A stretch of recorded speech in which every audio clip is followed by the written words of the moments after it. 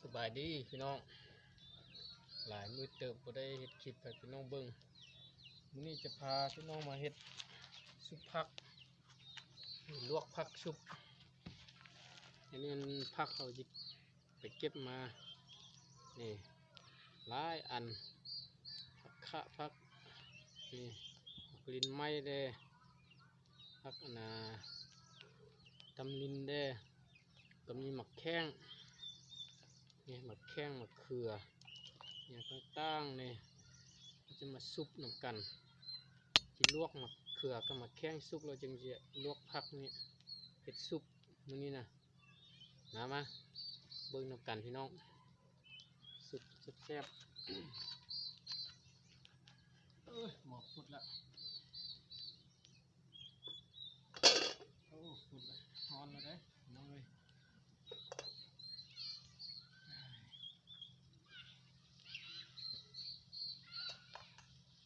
ก่อน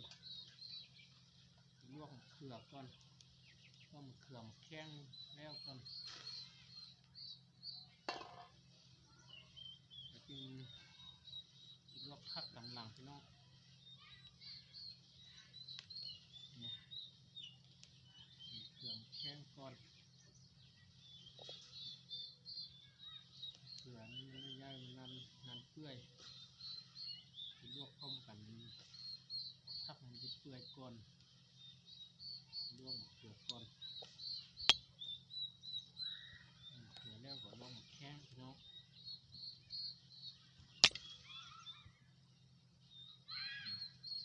แข้งฟ้านี่นะน้องนี่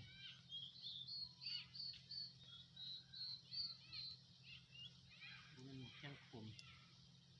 แข้งฟ้างวมทำเขือเปื่อยนิดนึงก่อนน้องเขือเปื่อยนิดนึงแล้วก็ลงแข้งลงแข้งนี่เปื่อยไวอยู่ไวนิดนึงโอ้ยน้องเลยตรงนี้ก็บ่ทันบ่ฮอดยำทางให้ทางส่วนนะบ่ทันได้คิดเลยโอ้ยมือเล็กมือหน่อยคลิป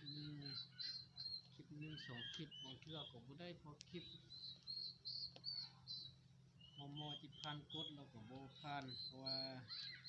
บ่ได้ลงคลิปแล้วยอดชั่วโมงมันลดลงคือได้สู่ชนต่อไปแล้วพี่น้องขอบใจพี่น้องที่เมตตามารับชมเป็นกำลังใจให้ขอบใจหลายๆ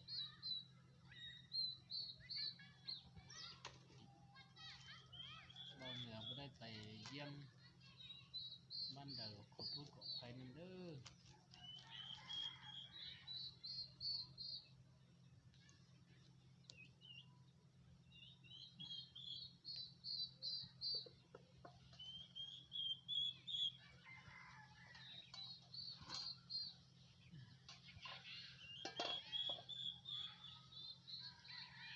เปื่อยแล้วเบียดเปื่อยเป็นไรครับพี่น้องเผื่อย่ามันนานเปื่อยนิดนึงแต่น้อยเท่เปื่อยแล้วเราจะลวกแข้งเราจะเอาแข้งออกก่อนพี่น้องแข้งปลาแข้งก่อน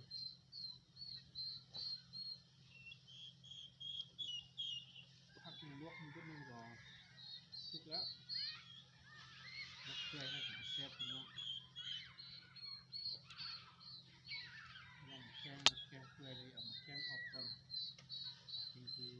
ๆเผื่อออกเผื่อมันน้ำเปื่อยไกล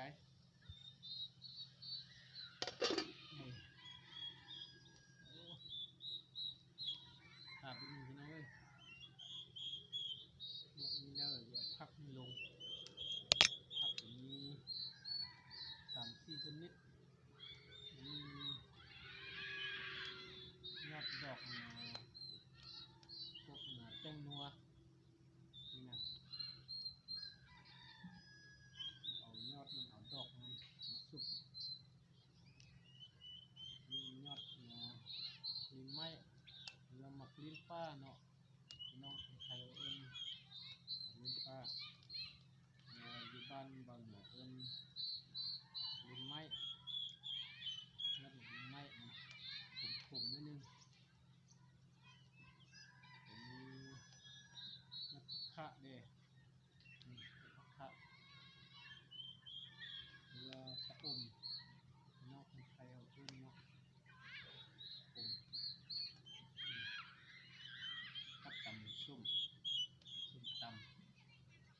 แซ่บ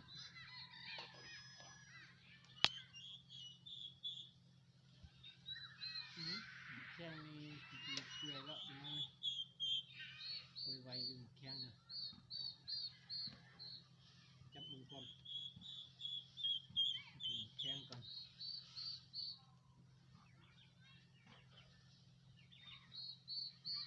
อย่างน้อยนึงพี่น้องเดี๋ยวรอนิดนึงเขือก็ใกล้จะเปื่อยแล้ว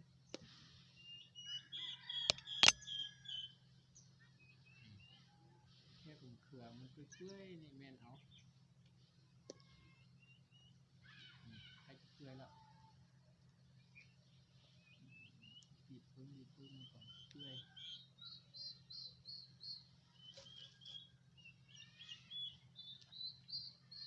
ถามนิดนึงพี่น้องแล้วมันก็จะออกพร้อมกันเลยโอ้ย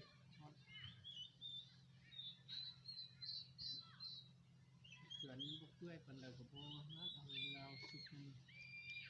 แซ่บเป็นดันพี่น้องนี่เปื่อยแล้วเรานั้นก่อนนี่เปื่อยแล้วก็พักลงพักลงได้แล้วพี่น้องพักลงเลยลงเปื่อยแล้วก็ดีออกพร้อมกันเลยพี่น้อง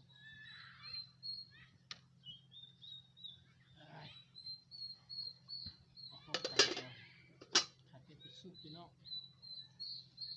เห็ดอันนี้ลวกอันนี้ครับพี่น้องเบิ่งเราก็จะได้ไปซุปกับพี่น้องเบิ่งพุดเราจะได้กินพี่น้องเบิ่งคำก่อน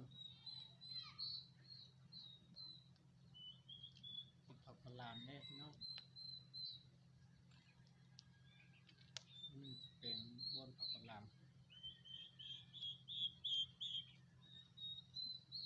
เราจะได้เห็นเป็น2 คลิปเลยไว้คลิปเดียวยาวปุ๊บที่รบกวนพี่น้องเบิ่งยาวปุ๊บเนาะเบิ่งหลายก็ขอเบิ่งจักนาที2 นาทีก็ดีใจแล้วนะ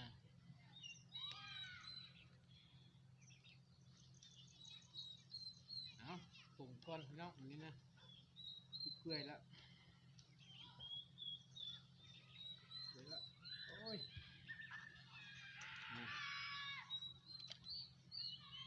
นี่ถ้าเย็นแล้วเราจะไปซุปพี่น้องให้พี่น้องเบิ่งก่อนนี่เปื่อยแล้วนี่ก็ถ้าจะไปซุปบ่ได้เบิ่งบ่ได้นั่นปรุงให้พี่น้องเบิ่งเนาะอันนี้ลวกเกี่ยมซุปซื่อๆพี่น้องขอขอบใจเด้อติดตามรับชม